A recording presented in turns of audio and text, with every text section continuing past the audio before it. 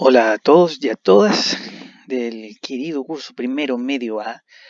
Los saluda cariñosamente el profe Jorge y esperando que se encuentren muy bien y aprovechando estos tiempos de cuarentena para ojalá hacer muchas de las cosas que cuando teníamos clases no se podían hacer por temas de tiempo, pero también esta clase está dedicada para dar una señal o un mensaje de que ya era hora de que había que tener una presencia, por lo menos en este formato. De momento todavía no ha habido nada seguro con algún tipo de clase online en vivo y en directo, pero mientras tanto, para que se vayan adaptando a la idea de las siguientes semanas, este es un mecanismo que está dedicado con mucho cariño para que lo puedan aprovechar dentro del esfuerzo que ha significado poder grabar una clase, poder escuchar mi voz y espero que sobre todo pueda servir de utilidad en el aprendizaje de historia como en también otras cosas que ustedes necesiten a lo largo de las semanas que vienen de trabajo en casa. Bueno, no se preocupen si se han demorado un poquito o bastante con alguna entrega de trabajos, pero lo esencial es que nos mantengamos conectados. He tratado de responder todos los mensajes, pero de verdad espero que esta clase y las que vengan o videoclases les ayuden un montón.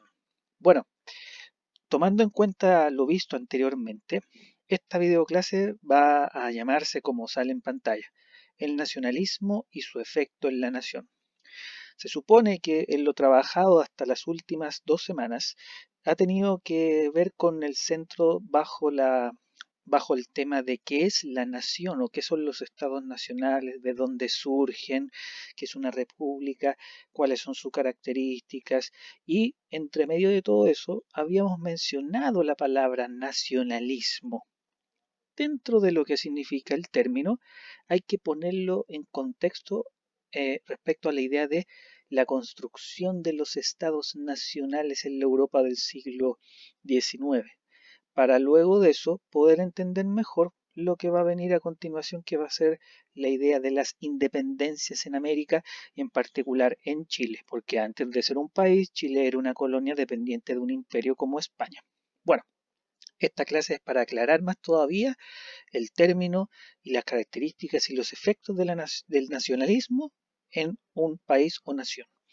El objetivo va a ser comprender a través del término nacionalismo cómo el sentimiento de unidad permitió el nacimiento de nuevas naciones, o sea, que a través de un acto, un discurso o una organización de un grupo de personas bajo la lógica nacionalista, dentro de una nación ya creada, por ejemplo, en el siglo XIX, que es muy distinta a las que hay hoy en día en el mundo, significó la transformación de ese territorio, por ejemplo, en la división de dos o varios países más. Principalmente, chiquillos, nos vamos a enfocar en Europa.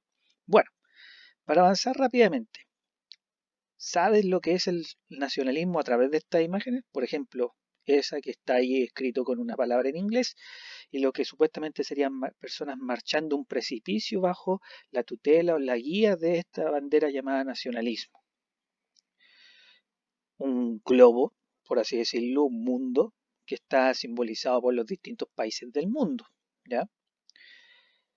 Ese cuadro es bien complicado de identificar, pero si usas tu imaginación y mi voz para que te guíe, son banderas francesas. Ahí aparecen edificios, banderas al viento y gente que supuestamente estaría ahí caminando por las calles. Imagínate un 18 de septiembre, pero en Francia. ¿Cómo estarían las casas? Con banderas, con cosas relacionadas a las fechas patrias más importantes, etcétera. ¿Sí? La suástica alemana del partido nazi de Adolf Hitler. ¿Qué tiene que ver el nacionalismo con eso? Bueno, cuando nosotros estudiamos a futuro lo que es la Segunda Guerra Mundial, te podrás dar cuenta que el nacionalismo tiene un efecto tremendo en el discurso que tuvo Hitler en la época en que gobernó Alemania, en los años 30 y obviamente en los años 40 del siglo XX, cuando ocurre la Segunda Guerra Mundial. La selección chilena, que tiene que ver la selección chilena con todas estas imágenes, unas más distintas que otras. Bueno, en alguna actividad anterior yo mostré o en una guía lo que es Chile en un cuadro y aparecían muchas imágenes y una de esas tenía que ver con la selección. ¿El nacionalismo está ahí? Para varios de ustedes que me entregaron la actividad, sí, porque tiene que ver con los símbolos patrios, el himno nacional, los colores y la identidad de un equipo. que represente a un país como el nuestro, en este caso en el fútbol. Con todas estas imágenes, vamos a ir de inmediato un poco a la aclaración misma del concepto nacionalismo, que es una doctrina o conjunto de ideas y un movimiento político o movimientos políticos que reivindican el derecho de una nacionalidad a la reafirmación de su propia personalidad mediante la autodeterminación política. Como que uno queda con un signo de interrogación gigante. Pero abajo yo lo sintetizo en una frase. Es el apego especial a la propia nación y a cuánto le pertenece. Territorio, idioma, religión, costumbres, símbolos patrios y en el lugar donde yo vivo con mi familia. Esa es la traducción, por así decirlo, de la definición un poquito más técnica. ¿Sí? Y si este apego a la nación y a todo lo que está en su interior, desde el tema territorial al tema simbólico, tiene que ver con el nacionalismo que caracteriza a esta doctrina. Bueno, la exaltación de los sentimientos de unidad. Cuando uno escucha los discursos de los presidentes, de los grandes líderes, generalmente escucha discursos ligados a la idea de la unidad nacional. Por ejemplo, la unidad que lamentablemente no está llevando muy bien un gobierno actual respecto a la pandemia. Por lo tanto, la gran mayoría de la gente no siente o no percibe ese sentimiento de unidad porque también han pasado muchas cosas que hacen que la persona que lo dice no es de confianza, no te representa y por lo tanto no llama finalmente a esa lógica de unidad. Pero en el nacionalismo es muy característico este exaltamiento de la unidad como sentimiento. Otra característica del nacionalismo son las fronteras políticas que deben coincidir con las fronteras culturales de la nación nueva o la que se quiere separar de un territorio ya formado, o la que quiere crear un país propio con un grupo de personas. Tiene que coincidir lo político, la frontera política, a través de las normas, leyes, la constitución, ¿m? Y lo cultural, o sea, costumbres, idioma, religión, símbolos. ¿M? Y finalmente, otra característica importante del nacionalismo es que busca estimular la formación de las naciones, en este caso, bajo dos formas distintas. Por un lado tenemos los movimientos de división y la unificación de nacionalidades. El nacionalismo a lo largo de la historia se ha habido fortalecido o ha generado nuevos países a través de estos dos tipos de formas de llevar a cabo una construcción de una nación nueva bajo el amparo del discurso nacionalista. ¿Y qué significa todo esto entonces? Las características anteriores del nacionalismo las podemos traducir en un primer caso o en una primera forma. En este caso, valga la redundancia, el movimiento de división. Profe, ¿qué significa movimiento de división? Bueno, son aquellos movimientos nacionalistas, o sea, ese discurso, el apego a la tierra, la identidad y todo ese tipo de características que se pretende separar de una nación más grande. Repito, aquellos movimientos nacionalistas que pretenden separarse de un Estado más grande. Si uno analiza un poco la actualidad, hay situaciones que incluso en nuestro país están ocurriendo con esa lógica de separarse de una nación ya formada. Pero vamos por parte. El objetivo es formar una unidad política y de Estado propia, ¿sí? Con sus reglas, con sus normas, con su bandera, con su himno, etcétera, etcétera. Y eso, como se ve, por ejemplo, en la historia, bueno, hay casos quizás no tan conocidos y otros más, pero por ejemplo, tenemos el movimiento nacionalista en Bélgica. ¿Dónde queda Bélgica? En Europa. Si tú te fijas, está la bandera de Bélgica, se encuentra aquí en el mapa con el puntero ya aquí animándonos un poquito la clase, entre Francia, Holanda y Alemania. Ahí está Bélgica, con algunas de sus importantes ciudades y su capital Bruselas, que en aquellos tiempos, si sigue el puntero, entre 1830 y 1839 no era precisamente un país independiente, sino que era una ciudad al alero de Holanda. Bélgica antes pertenecía a Holanda y en esos años luchó obviamente en las calles, ejército y toda esa lógica media militar que hizo que en ese periodo de tiempo, lapso de casi 10 años, Bélgica lograra su independencia. Ahí hay un ejemplo de movimiento de división. Un territorio más o menos grande, una cantidad importante de gente decide separarse de otro país o estado más grande. Y otro ejemplo de movimiento de división es Grecia, que logra su independencia del Imperio Otomano, el antiguo Imperio Turco, que era muy importante, sobre todo en gran parte de la Edad Moderna, si ustedes se acuerdan un poquito de esa materia de octavo. Pero independiente de eso, Grecia entre 1821 y 1832 logra su independencia de ese gran imperio. Y como ustedes ven en el mapa, pueden reconocer la bandera como el territorio en verde que corresponde al país actual de Grecia, ¿sí? En su capital, Atenas. Esta es la famosa península de los Balcanes, donde está el famoso mar Mediterráneo. Si ustedes buscan ahí en un mapa mundi un poquito más grande que el mío. Entonces Grecia y Bélgica representan ese primer tipo de nacionalismo bajo la lógica de ser territorios dentro de un Estado más grande que buscan, producto de distintas necesidades políticas, económicas, social y culturales, separarse sí o sí de ese territorio más grande o mayor al que ellos logran finalmente eh, crear. ¿Sí? Con lo mismo, podemos hacer un ejemplo un poquito más sencillo, aunque se ve complicado porque está en inglés, pero es un mapa muy gráfico. Bueno, el mapa que muestra aquí muestra en gran medida lo que es Europa y Asia, ¿ya? La Asia más occidental, no la Asia oriental, pero el centro podríamos decir que Europa.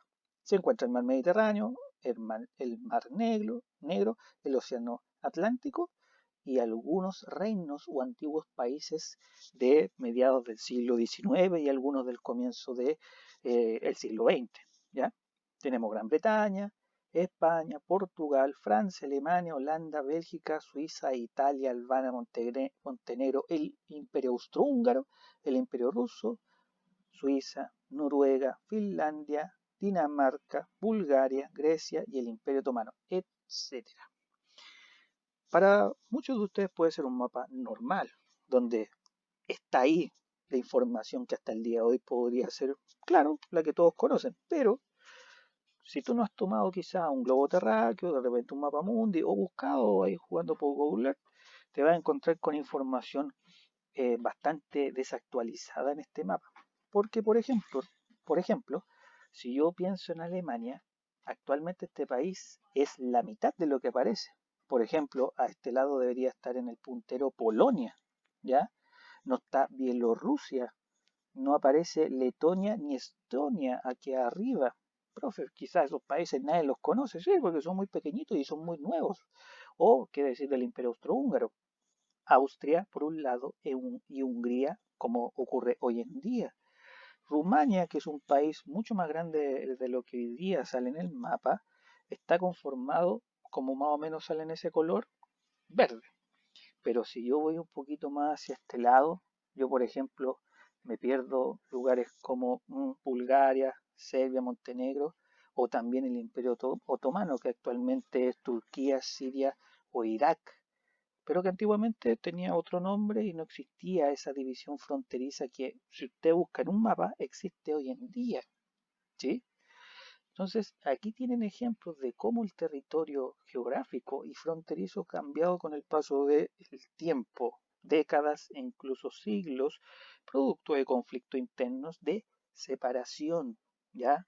Movimientos de separación de alguna manera, la división que quiere un territorio para poder ser autónomo de otro. De hecho, en Chile también existen esas intenciones, por ejemplo, en la Patagonia en el sur, o en España, cuando uno piensa, por ejemplo, en Cataluña, en Barcelona.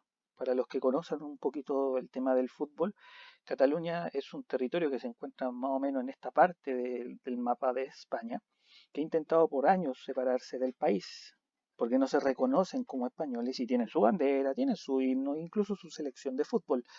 En fin, hay muchos casos. Ojalá se hayan fijado en ese detalle de este mapa, ¿sí? Ahora, segunda parte de la videoclase. unificación de nacionalidades. Aquí está el segundo tipo de nacionalismo. Atención, son movimientos nacionalistas de carácter integrador y unificador de varios territorios. Es como la inversa, en vez de un territorio separarse, son distintos territorios que tienen sus propias identidades y que tienen cosas en común como el lenguaje, por ejemplo, algún símbolo o costumbre, que buscan unificarse y así crear una nueva nación. Por ende, buscaban unir en un solo Estado-nación a territorios independientes o dependientes de otros estados. ¿Sí? Y aquí vienen los ejemplos. Italia, entre 1849 y 1870, estableció un movimiento de unificación. Muchos territorios peleaban entre sí en muchos casos, guerra interna, por ejemplo, el Estado de Venecia, el Estado de Roma, los estados pontificios donde está el Vaticano, etcétera, y logran, después de muchos eventos militares y de muchas guerras, logra unificarse en ese periodo de tiempo.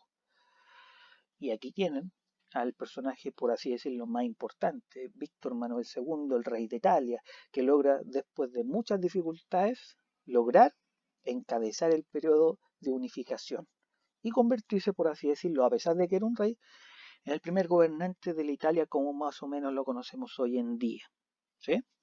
A pesar de que actualmente igual, las distintas provincias y regiones en Italia tienen sus leyes como si fueran una especie de gobierno federal, no unitario, a diferencia de lo que somos hoy día aquí en Chile, que es un gobierno más unitario.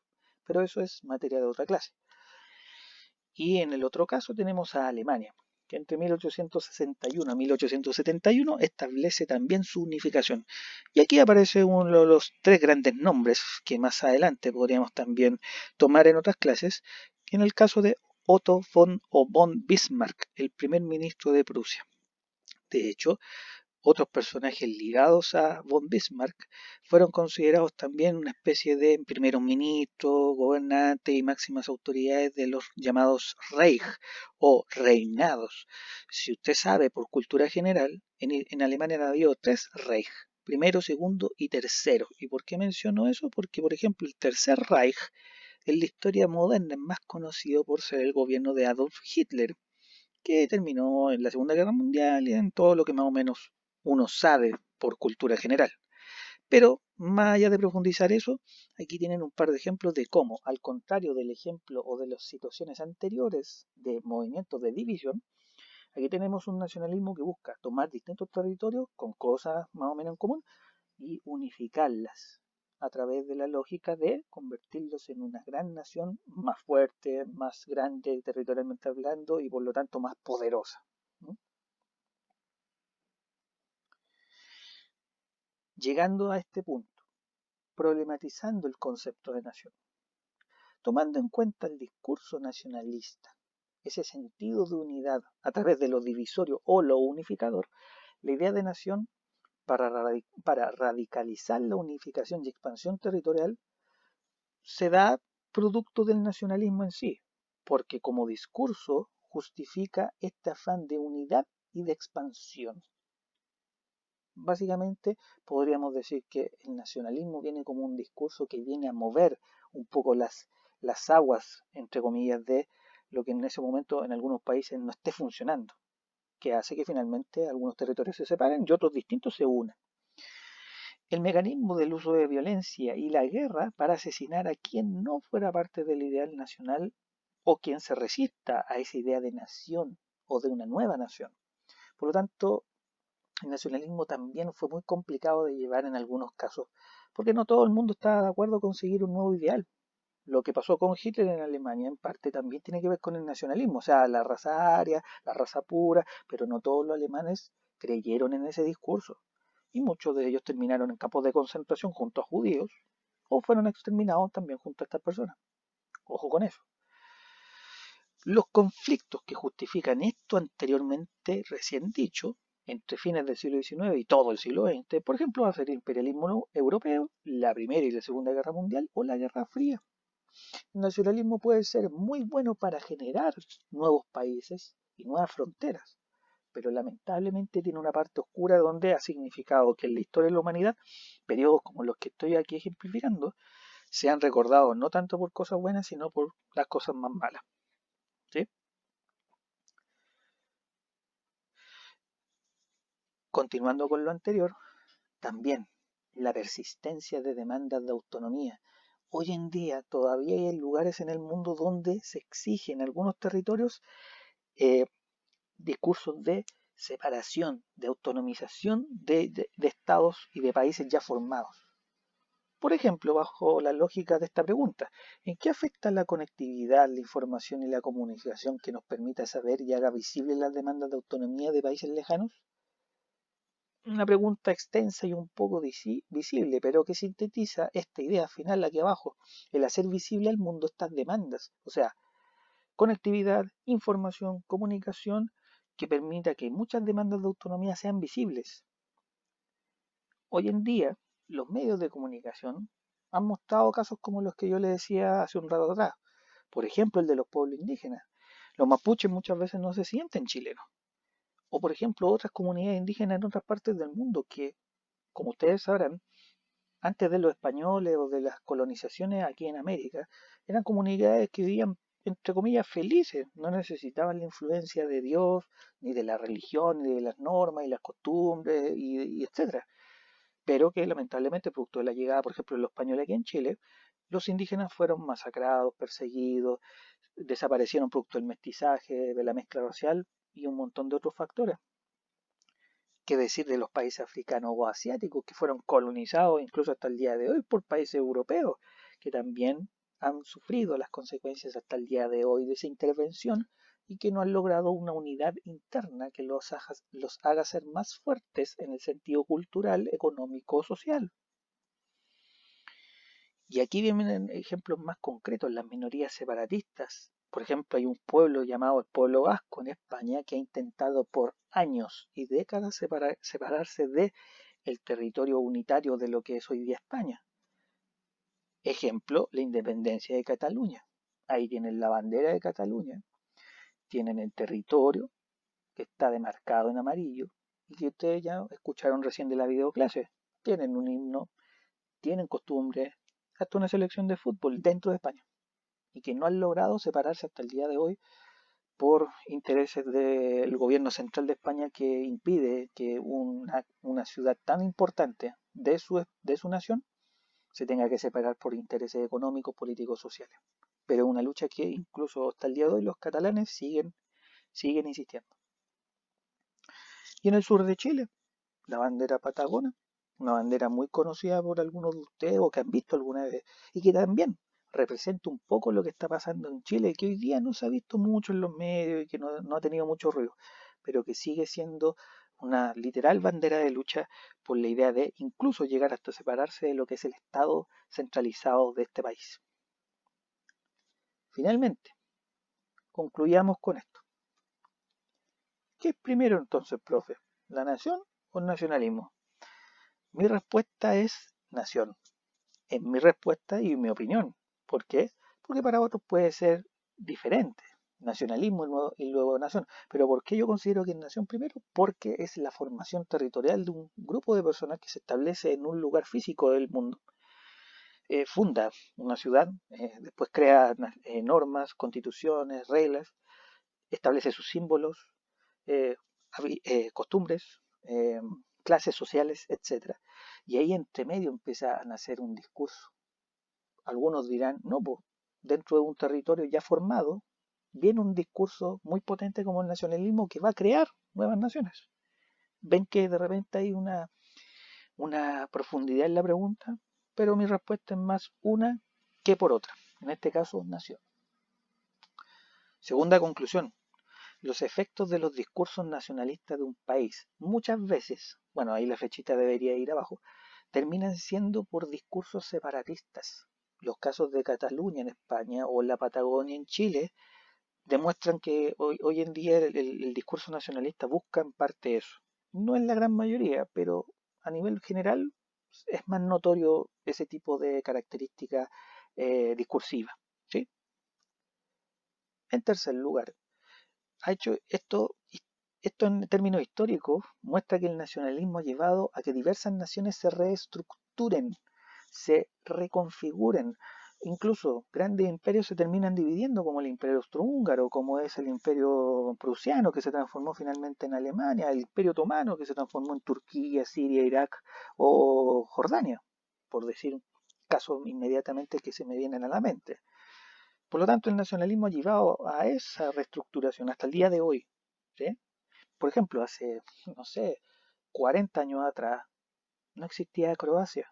Y hoy en día es un país pequeñito que es muy potente y muy conocido en muchos ámbitos que incluso ustedes deben saber, tal vez en términos deportivos, fútbol, entre otros.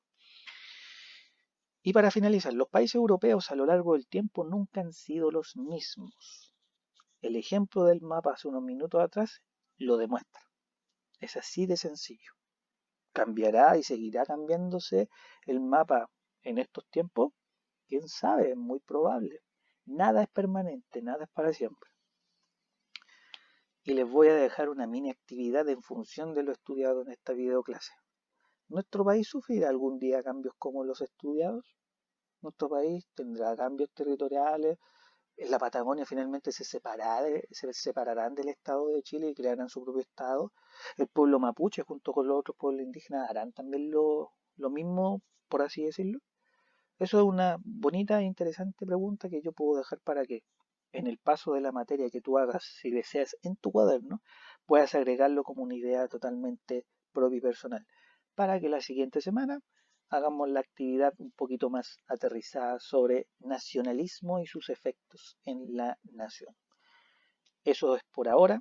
Les mando un abrazo gigante, todo mi cariño y cualquier cosa, por favor, escríbanme sin problemas a Classroom o a mi correo que aparece también en la página del colegio o como también en el mismo curso ahí en Classroom. Eso, me despido con un tremendo y fuerte abrazo y nos estaremos viendo en la próxima videoclase.